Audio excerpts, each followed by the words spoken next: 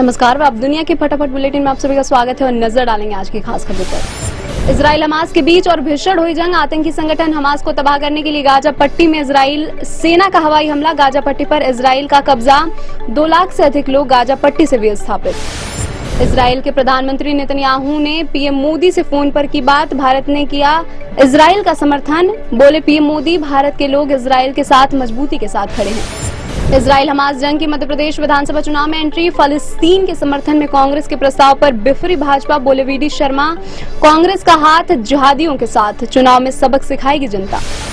Israeli वायुसेना ने Gaza पट्टी में स्थित हमास के 200 अड्डों पर बड़ा हमला किया। गाजा पट्टी में हमास के 1500 आतंकियों के शव बरामद। इजराइल विदेश मंत्रालय का ट्वीट। हमास के आतंकी शैतान, बर्बर और हत्यारे हैं। यहां तक कि एआई भी हमास आतंकियों से ज्यादा मानवीय।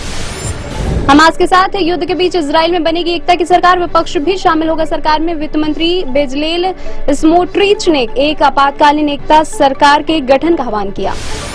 ईरान के supreme leader ayatollah Ali Khomeini ने एक बार फिर हमास की तारीफ की। कहा, हमले में उनके देश का कोई हाथ नहीं, लेकिन यहूदी शासन पर जिन लोगों ने हमले की योजना बनाई, हम उनके साथ हाथों को चूमते हैं। विश्व स्वास्थ्य संगठन ने गाजा पट्टी में मानवीय मदद की गुहार लगाई। कहा, तनाव बढ़ने के बाद से गाजा में 13 जगहों पर हमला किया गया। इससे स्वास्थ्य सुविधाएं भी प्रभावित हुई हैं।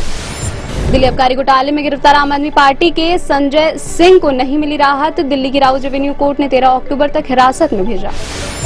राहुल गांधी ने क्यों नहीं की शादी, खुद राहुल गांधी ने बताया। कहा, वह अपने काम और कांग्रेस पार्टी के भीतर इतना व्यस्त हो गए हैं कि शादी के बारे में सोच ही नहीं सके। डेंगू से जूझ रहे भारत के सलामी बल्लेबाज शुभमन गिल को मिली अस्पताल से छुट्टी। प्लेटलेट्स के 1 लाख से नीचे गिरने के कारण उन्हें चेन्नई में अस्पताल में भर्ती कराया गया था। पाकिस्तान के खिलाफ 14 अक्टूबर को अहमदाबाद में गिल का खेलना संदिग्ध। मध्य प्रदेश विधानसभा चुनाव की तारीखों के ऐलान के बाद कांग्रेस का शंखनाद। शहडोल में राहुल गांधी ने भाजपा सरकार पर जमकर किया हमला। भाजपा की प्रयोगशाला में किसानों को गोली और महिलाओं से होते हैं बलात्कार। मध्य प्रदेश विधानसभा चुनाव के लिए कांग्रेस करेगी नवरात्रि में उम्मीदवारों के नामों का ऐलान। बोले पीसीसी चीफ कमलनाथ, श्राद्ध पक्ष के बाद आएगी उम्मीदवारों की सूची। लोकसभा चुनाव 2024 के मद्देनजर बिहार के पूर्व मुख्यमंत्री जीतन राम मांझी ने कहा, 2024 में जो परिस्थितियां बन रही हैं उसके अनुसार पीएम मोदी का कोई और विकल्प नहीं है। इंडिया गठबंधन के नेता आपस में लड़ रहे हैं और आखिर तक लड़ते ही रहेंगे। बिना दूल्हे की भी कोई बारात होती है क्या? केंद्रीय मंत्री अश्विनी वैष्णव ने जाति आधारित जनगणना पर उठाया सवाल। कहा, आजादी के बाद से अब तक कांग्रेस ने जातिगत जनगणना क्यों नहीं की? कांग्रेस के युवराज कांग्रेस की खटिया खड़ी करके ही रहेंगे। एशियन गेम में भाग लेने वाले भारतीय एथलीटों के दल को संबोधित करते हुए पीएम मोदी ने कहा, मुझे गर्व है कि हमारी नारी शक्ति ने एशियाई खेलों में बहुत अच्छा प्रदर्शन किया। यह भारत की बेटियों के सामर्थ्य के बारे में बताता है। केंद्रीय खेल मंत्री अनुराग ठाकुर ने कहा, हमारे खिलाड़ियों ने मेहनत में कोई कमी नहीं छोड़ी और अब की बार 100 पार करने का काम किया है। जो आज तक नहीं हुआ वो संभव करके दिखाया है। आज नया भारत, नई सोच।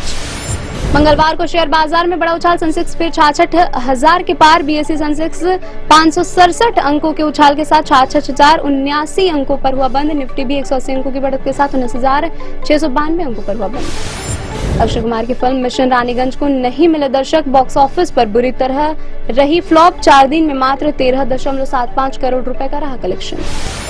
सुष्मिता सेन की much awaited web series Arya 3 का टीजर हुआ रिलीज। फिर दिखेगा सुष्मिता का माफिया क्वीन अवतार। 3 नवंबर से डिज्नी प्लस हॉटस्टार पर होगी स्ट्रीम। ये थे आज के फटाफट बुलेटिन और ऐसे ही ताजा अपडेट्स के लिए बन रहे हमारे साथ, यानी कि विजिट करें आप दुनिया पर।